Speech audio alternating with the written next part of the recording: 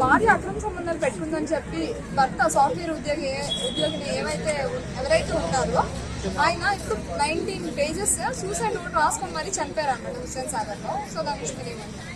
ఒకటి చెప్తా, ఇప్పుడు ఎవరైనా కానీ ఆడవాళ్ళ మధ్యలో చాలా అంటే చాలా రేర్గా ఈ పెళ్లి చేసుకొని ఒక్కొక్కటి ఉండడం ఒక్కొక్కటి చాలా జరుగుతుంది. నేను ఏం చెప్తాను అంటే, మీ అమ్మ నాన్న మన అమ్మ నాన్న ఒక అబ్బాయితో పెళ్లి చేస్తారు. పెళ్లి చేసుకున్నప్పుడు పెళ్లి తర్వాత 100 చేసుకో, పెళ్లి తర్వాత కూడా మనకు భర్త అతనే మన భార్య అతనే ఉండాలి. కానీ అక్రమ సంబంధాలు పెట్టుకొని భర్త ఉన్నా కూడా ఇంకో భర్తతో ఉండాలి, అతను కాకుండా ఇంకోటి ఉండాలి అంటే చాలా చాలా జరుగుతుంది. ఎందుకు జరుగుతుంది నాకు కూడా దయచేసి ఇప్పుడు అర్థం చేసుకోండి. ఒక అబ్బాయి ఒకరితో పెళ్ళినప్పుడు అతనే నీ సర్వస్వం, అతనే నీ జీవితం లెక్క ఉండాలి. అంతేగాని చిల్లర లెక్క ఏదో సోపు చూసి ఒక అందం మూసి వీడి కాకుండా వాడు అక్రమ సంబంధం ఏం చేసుకుంటావు? మహా అయితే దేనికోసం? దానికోసం సుఖం కోసం కదా. ఒక్కొంత ఉంటానంటే సుఖం కోసం తప్ప వేరేది ఏం లేదుగా.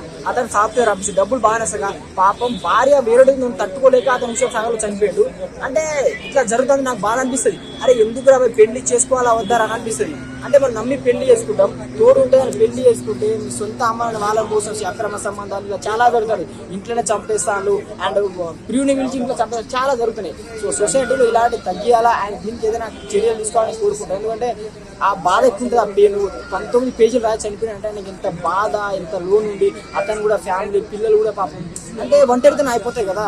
ఇప్పుడు డబ్బులు సంపాదించి ఏం చేసుకుంటారు? సొంత వాళ్ళు లేకుంటే నీకు సోకులు అంటే ఇప్పుడు నీకు సుఖం కోసం ఒక్కొందరు పోతున్నావు కదా, అది ఏం చేసుకుంటావు? ఇంట్లో సొంత భర్తను వేసుకొని పిల్లలు వేసుకొని మీ అమ్మ నాన్న వీళ్ళ అమ్మ నాన్న వీళ్ళ ఫ్యామిలీ 2 ఫ్యామిలీ కదా, ఏం జరుగుతుంది సమాజంలో తెలుస్తుంది.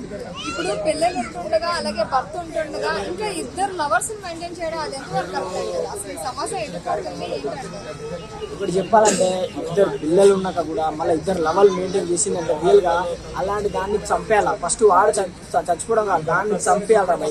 దాన్ని చంపేసి నీ పిల్లలను జాగ్రత్తగా చూసుకోవాలి. ఎందుకంటే అలాంటి ముండలని ఇచ్చిపెట్టాలా. అది ఒక్కసారి దారి తప్పిందనుకో ఆ దారిని వెళ్తా ఉంటాయి. సో ఇలాంటి ఎవరు జరిగినా కూడా ఒక్కసారి వాళ్ళకి విడాకులు ఇచ్చి నీ లైఫ్ నీ పిల్లల లైఫ్ చూడండి భయ.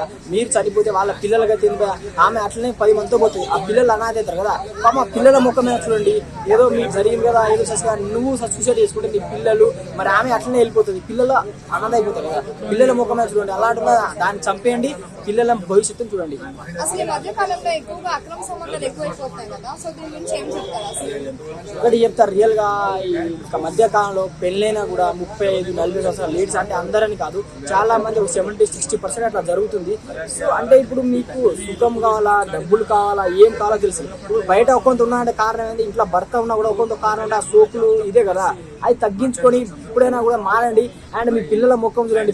పెళ్లి కాకుండా 100 చేసుకో. పెళ్ళైన తర్వాత నీ పిల్లలు నీ ఫ్యామిలీ ఉన్నా కూడా ఒక్కొందు అంటే అలాంటి దరిద్రులు అలాంటి గలీజ్గాలు ఎవరు లేరని చెప్పుకోవచ్చు. అండ్ అలాంటి ఎవరైనా ఉంటే వాళ్ళు చంపేయాలి ఫస్ట్. మనం చచ్చిపోదు, వాళ్ళని చంపేయాలి ఫస్ట్. ఇది ఒకటే టార్గెట్ వేసుకోండి. అండ్ పిల్లల లైఫ్ మాత్రం ఖరాబ్ చేయకండి.